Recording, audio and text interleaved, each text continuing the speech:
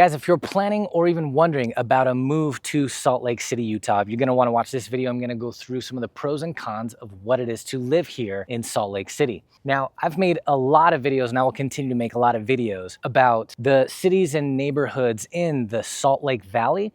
And that is what most people think of as Salt Lake City, is the Salt Lake Valley. Like if you are living in Burbank or Granada Hills or Northridge, California, you're not gonna tell somebody from Chicago that you're from those cities. You're just gonna tell them you're from LA. So I make a lot of videos about all of that, but today we are gonna focus specifically on the Salt Lake municipality itself, just the city of Salt Lake City. My name is Christopher McGee. I am the owner of Halcyon Real Estate. We are affiliated with the Keller Williams Utah Market Center that's here in Salt Lake City. And we help people move from all over the states to right here in the Salt Lake area. And by the way, if this video and the rest of my videos are helpful content for you, there's this easy, fast, and completely free thing you can do that'd be really helpful for me, and that'd be to like the video and comment on it on what you think some of the pros or cons of living here could be. And please hit that subscribe button. That'll all be really helpful for me to continue to be able to make the kind of content that's helpful for you. All right, that being said, let's check out Salt Lake City. So let's jump right into the cons first. And real quick, as a preface, where is Salt Lake City within the valley? Salt Lake Valley is a bit of a bowl with the Great Salt Lake kind of bordering the north, and then you've got the Ochre Mountains all along the west side of the valley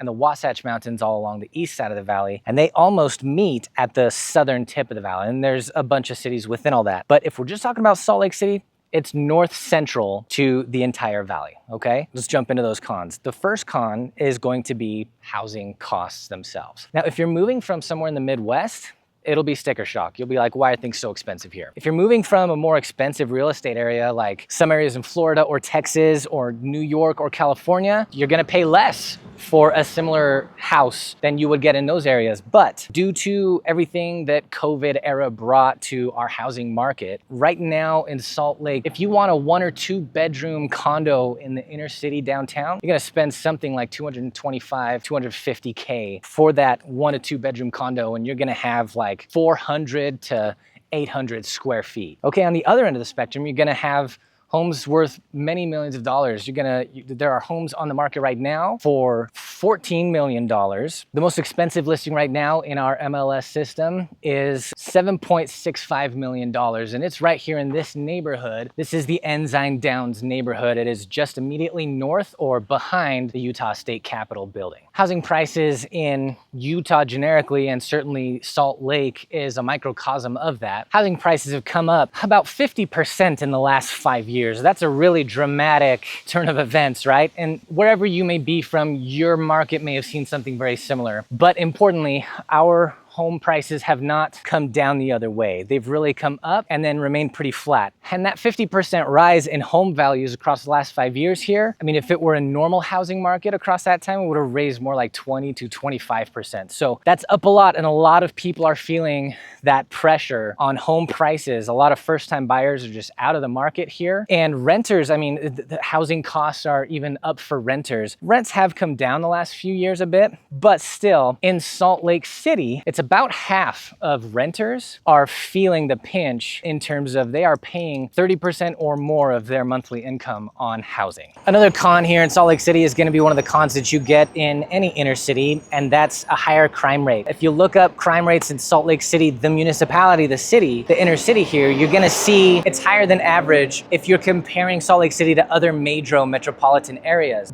Most of it is petty, like property crime stuff, larceny, that kind of thing. Some of it is the more violent crime that people would be concerned about. But the violent crime, if you look up the stats, have been coming down pretty dramatically across the last few years, and that's good news. Homelessness rates are also increased. And while the crime rates are higher when you compare the national average for major metropolitan areas, they're still well outside of what you would expect for some of the more dangerous cities in the nation. Homelessness is also a possible con if you're here in the inner city. Homelessness has actually increased in Salt Lake County, but also in the Salt Lake City, because the city is really a microcosm of what's happening elsewhere in the county. And of course, the inner city, you'll just have more of the homelessness. In 2025, homelessness increased by about 18%, while the population of the state increased by only like 2.5%. This year, 2026, that homelessness rate has dropped by about 2.5%. So heading in the right direction, but still an issue here in Salt Lake. Another possible con to living in Salt Lake City is the traffic. So we've had this steadily increasing population. And of course, in downtown, certainly, and throughout most of the rest of Salt Lake City, there hasn't been a whole lot of room to expand the roads and streets. So, a lot of people working downtown, obviously, and the majority of that traffic coming into downtown for the workday is coming from I-15. They're getting off 6th South into downtown. That gets very, very congested traffic-wise. Now, if you're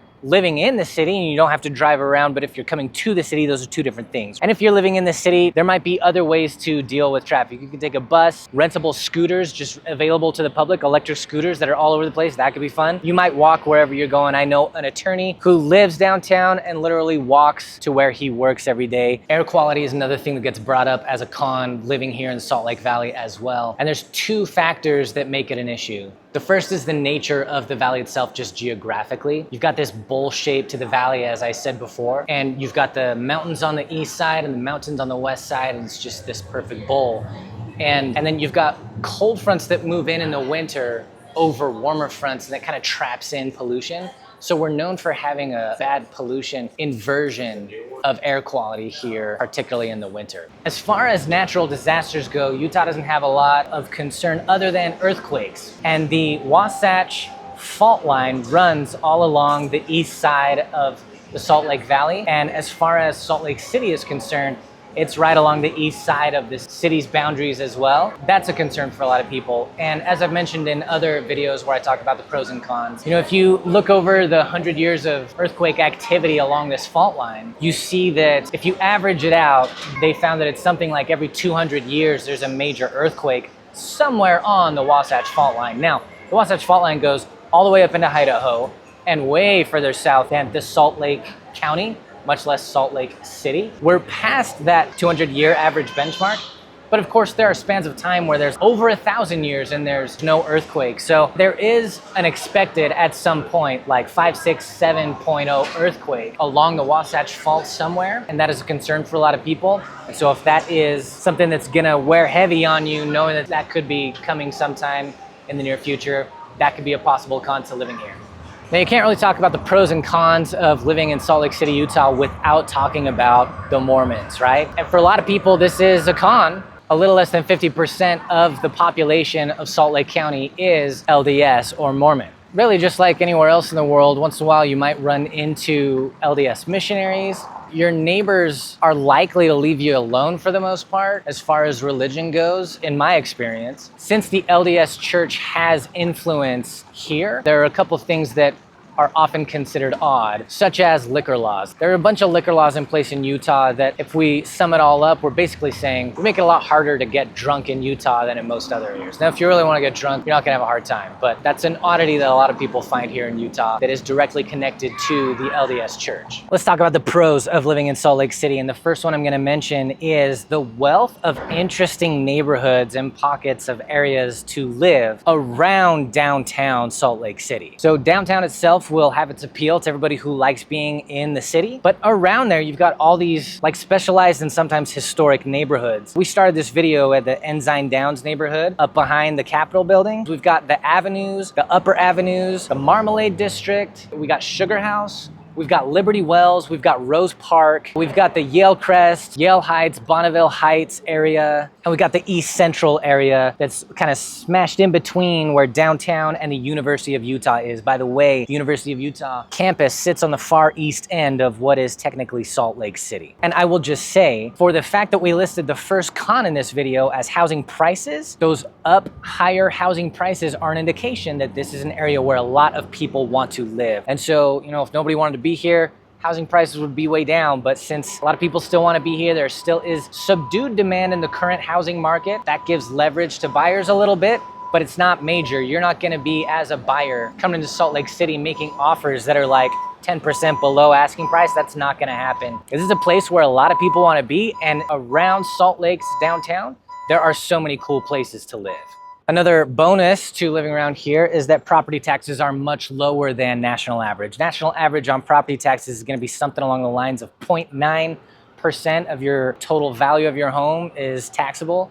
and in Salt Lake City, it's more like 0.5%. Mountains, another huge pro to living in the area. It's why a lot of people love living here, and the east boundary of Salt Lake City does have a lot of great hiking trails, biking trails. You can get up in the canyons to do some camping, do some cold plunge in a cold mountain stream somewhere. I highly recommend it. Rock climbing is a popular thing here, and even if you're uncomfortable rock climbing with all the gear that would be necessary to go with that outdoors here, there's a lot of popular indoor rock climbing gyms. Like Momentum is a popular one. There's one in Mill Creek, which is immediately east of Salt Lake. And there's another gym called The Front. And The Front, there's one downtown here, and there's another one in Murray, just immediately south of Salt Lake City. So things to do, the inner city, there's gonna be so many things to do. And I mentioned all the mountain stuff is just outside the city. There's a lot of sports that happens here. The Utah Jazz play a block this way. The Mammoth hockey team plays at that arena as well, the Delta Center. There's a lot of parks. There's axe throwing stuff. There's escape room activities around here. There's all kinds of stuff happening in Salt Lake City. If you want a nightlife in Salt Lake area, it's gonna be in the inner city. That's never been my scene, so I can't tell you much about it, but it's here, I can tell you that. There's golf in Salt Lake City. I have a video that highlighted the Bonneville Golf Course that's just to the east of us a little bit over here. It's just in the Yale Crest neighborhood that I already mentioned. I'll flag that video above here so you can reach that if you want to check that one out. But there's definitely plenty to do here in Salt Lake City. And finally, the last pro I'll mention here is the Mormons. Okay, so full disclosure, guys, I am a member of said church. And the full name of the church is actually the Church of Jesus Christ of Latter-day Saints. That's the full name of the church. Mormons is an old nickname. It's the Church of Jesus Christ of Latter-day Saints. You know, I live in that box, right? And so when you live in a box and you're not getting the experience of the people who don't live in the box in an area, so to speak, it can be hard to understand what it's like on the outside of that box. But we're notorious all over the world for being some of the nicest people you can meet. And, you know, I hope if I get the chance to meet you that I can continue that legacy of being super nice. But yeah, we're great as neighbors, I think. I would like to believe. There are all kinds of misunderstandings about what it is to live in Salt Lake because of this religion. I've heard people who believed that there's no coffee anywhere in Salt Lake. That's not true. There's coffee shops on every other corner. You'll find if you move here and you have any neighbors who are of this faith that they'll probably look for a way to help you move in with that arduous process if you'd like any help. And other than that, we're just gonna be nice people that live around just like any other regular, normal people. So that's it, guys. There's a bunch of pros and cons to living here in Salt Lake City, Utah. If you have any questions, or if you think I missed a pro, or if you think I missed a con, please feel free to put that in the comments. And again, if this was helpful, I'd love for you to like and subscribe. I'd love to continue making helpful content showing you the neighborhoods and the cities in and around Salt Lake City, Salt Lake County, and the surrounding area. We'll see you in the next one. Thank you for watching this one. Bye-bye, bye-bye.